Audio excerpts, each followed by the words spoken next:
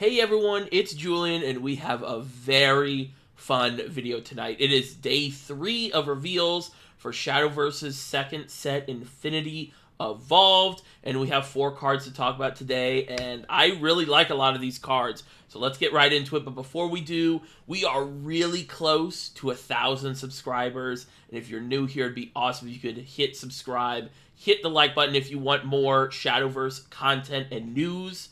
I'm here for you. So with that out of the way, let's get into it. So first card we have here is Laga, as I like to call it, Ligma. Untamed Wild. She was one of the Ultimate Coliseum characters from the first game.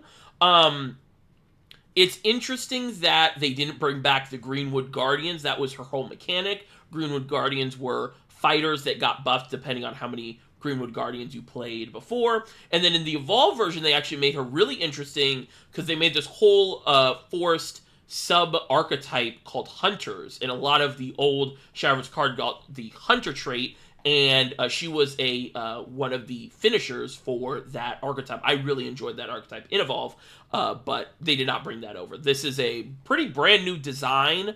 It's also a brand new artist, I believe, too, for Laga.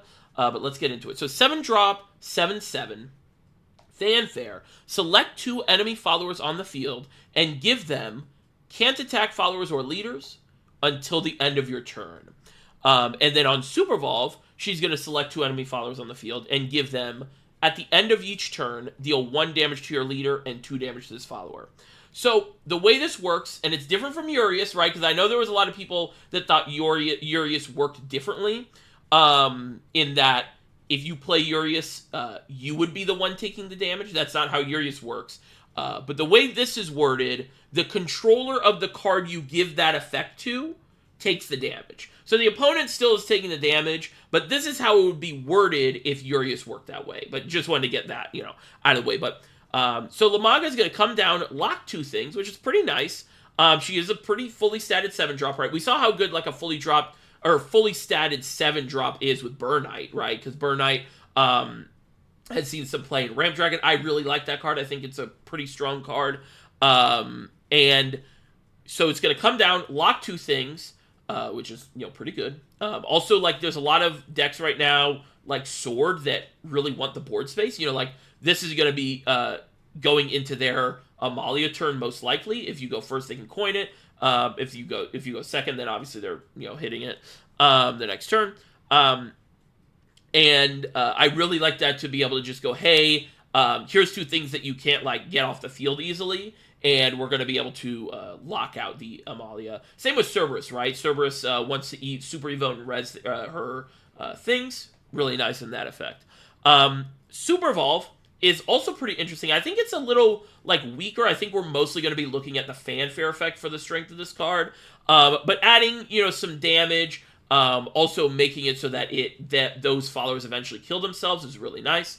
But the deal 1 damage, you're probably getting 2 damage, because these things are probably gonna go away. But I don't think the Super Evolve effect is that good. But it's kind of a bonus for probably having to you lock 2 things and you Super Evolve her and deal with a 3rd thing. So how good is this? I like this because we've seen Forest seems to be going into sort of a mid-range territory as a side grade to Roach. You're obviously not playing this in Roach, most likely. I don't know. Maybe it leaves you enough time to get to your later Roach turns. A lot of decks are playing Aaron right now. I like Aaron a lot. Maybe this is sort of a side grade Aaron, and Roach decks and Roach players will sort of figure out what's better. But I would definitely imagine this more in a mid-range to control Forest deck. And I think it's a fairly okay card. I wouldn't say it's amazing, but it's definitely something that could be underrated, right? It very high stats, right? 7-drop, 7/7 is really good, and you basically lock 2 things down. Would it be better if they just pop 2 things? Yes, but that's kind of not what it does. So, like this card, but we'll have to wait and see. Next card is Laura, Cruel Warmonger.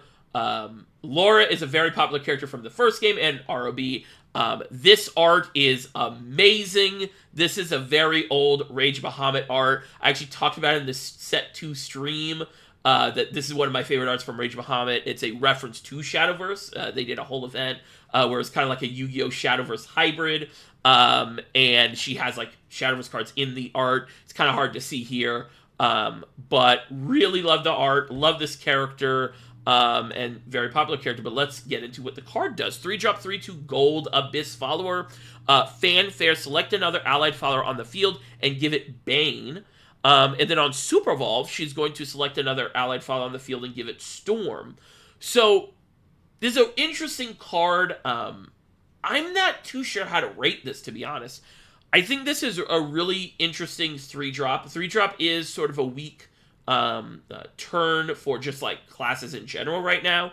A lot of classes have very understated 3-drops, and this is understated but only by 1. This is a 3/2, aggressively statted, right?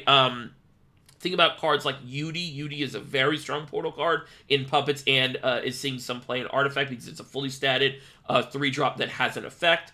And I think it's very easy to get little like tokens like skeletons and stuff and give it Bane, right? So like on curve, this card is going to be able to go, hey, I play Mino on 2, I get my skeleton, play my skeleton, give it Bane.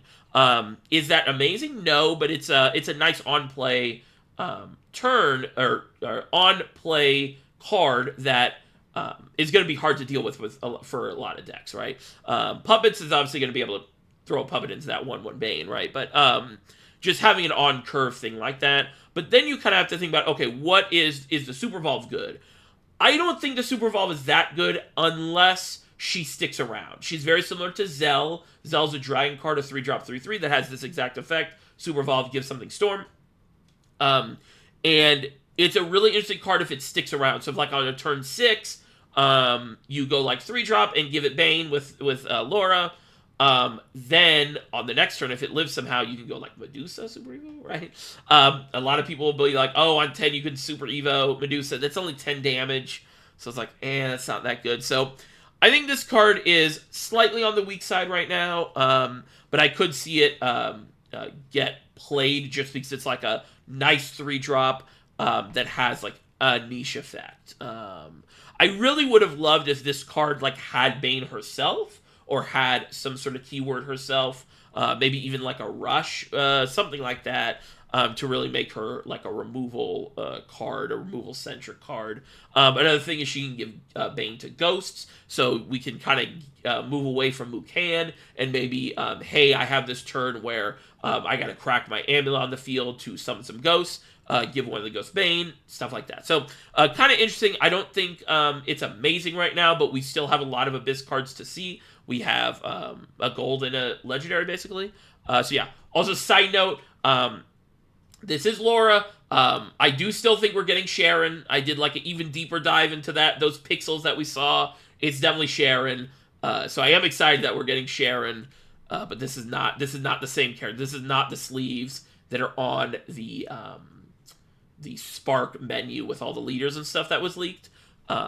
So yeah, anyway, just wanted to say that. All right, next card is a very strong card. Cynthia Forest Chivalry, 4-drop, 4/3, gold Forest Follower. Again, Cynthia is a old Shadowverse character and from ROB. She's gotten a couple cards in the past. I can't remember if she got one of those reprint cards at the end of like the last set or last 2 sets of Shadowverse, but she definitely got a legendary and then a gold way back in the day. She's going to be a 4-drop, 4/3. On play, summon 2 fairies. So already, like, what is that? 6/5 worth of stats, and the fairies have Rush. Really nice. Then, on Evolve, she's going to give all Pixie followers +1 attack. This is, like, arguably better Zirconia. It's Zirconia that has its effects sort of split up so that it's not... you have to Evo it for it to be like a good card, because Zirconia's issue right now, very insane card if you have the Evo points, right? So Cynthia's going to come down and just have the first good half of the effect where it summons the fairies immediately. Then on Evolve, they're going to turn into 2 attack fairies with Rush. So this is going to be able to really clear things, and then of course after Arya, those things are going to get Storm, right? So think about this for me. You go Arya on 7, or Arya on 6, assuming you're going second, I guess, right? Arya on 6, You don't have to super evoke technically, but you get the crest, right? Then you go Cynthia, Fairy, Fey Twinkletoes. Isn't that like a pretty good turn? And then you evo, and then you're playing Titania, so you're getting fairies in your hand. That's 6 Storm, or, you know, clearing and stuff like that. I think this card is really, really nice, and I think this is the bridge for us to get, like, sort of a mid-range forest deck. So yeah, really, really like this card. This is one of the stronger cards I've seen so far in this expansion. Also next to the Forest draw card. I think Forest is looking on the ups right now. The interesting thing will be Roach will probably just be like the best version of it, but is there some sort of side grade mid-range Forest that we can play? Or maybe some sort of combination of both, right? So Forest is a class I'm very interested to try and figure out once set 2 comes out. And I really like this card. Next card. Sorry, this is the auto-translated version. It's Aether, legendary. 7-drop, 2/4. On play, place 3 random followers with a cost of 3 or less from your deck onto your field. She has Ward. And then on Super Evolve, all other followers on your field gain +0/+2 and gain Aura. So, of course, Aether is back. We kind of, she was kind of leaked. We did guess her, right, in our predictions video. Very popular kid. I love Aether. And she is nuts here. She is very similar to Arthur from Shadowverse 1, who was a sword card. So she's going to come down and summon 3 3-drops or less from your deck. And then on Super Evolve, she's going to give everything Aura. So let's kind of talk about sort of what they want you to do with this card, right? So they made her a 7 cost, so she's going to be able to curve out of the Wilbert, right? Wilbert on 6 into the Aether. Wilbert will give you the crest that all Ward cards get +1/+2 when they come into play. So she's going to come down and be a 3/6, and then she's going to summon hopefully all Wards, and they'll all get +1/+2. And if you Super Evolve this card, they'll all get another +2 health and Aura. So, yeah. And then guess what that curves into? Little girl named John. So, really crazy things looking, for Haven, right? So, just an insane card in general. This is the type of card that has always been good in Shadowverse. This big board filled for 1 card. And then also the Super Evolve effect is insane. Giving Aura is really interesting as well. I think that's going to really help against Roach. It's going to really help against Rune a little bit if they don't have William. But yeah, just really cool, really good card. And I'm really interested to see where Ward Haven goes. Okay, we have our last reveal for tonight. I almost forgot about it. We have Carnelia Jasper in the Japanese version. This, of course, is an auto-translated screenshot. 2-drop, 2/2 for Portal. Fanfare, add a core. I believe this is the blue core to your hand. So just a fighter that adds a core. Pretty okay. And then when evolved, choose 1 artifact follower from your hand.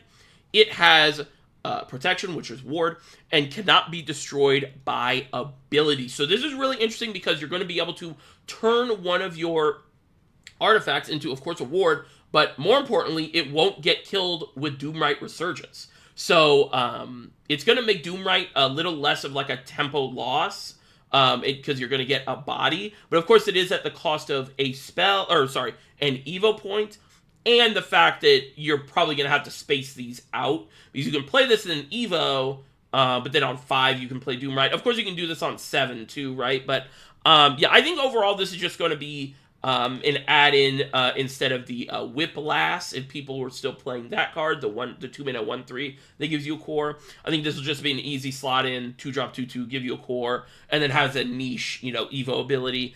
So nothing too interesting.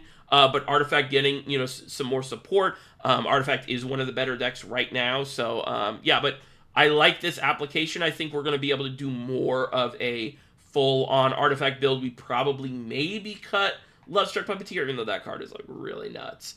But, yeah, I'll be interested to see where this slots in. But I do think it has It has a place in the deck. But I do think right now the Gunner is better. The Evo deals 3 damage is a really nice sort of niche Evo effect. So, but yeah, that's going to be it from me. That should be all of the reveals tonight. If I missed one, which I don't think I did, but if I did miss one, we'll of course talk about it tomorrow. But yeah, hope you guys are enjoying these reveals, and I hope you have a good one. I'll see you later. Bye-bye.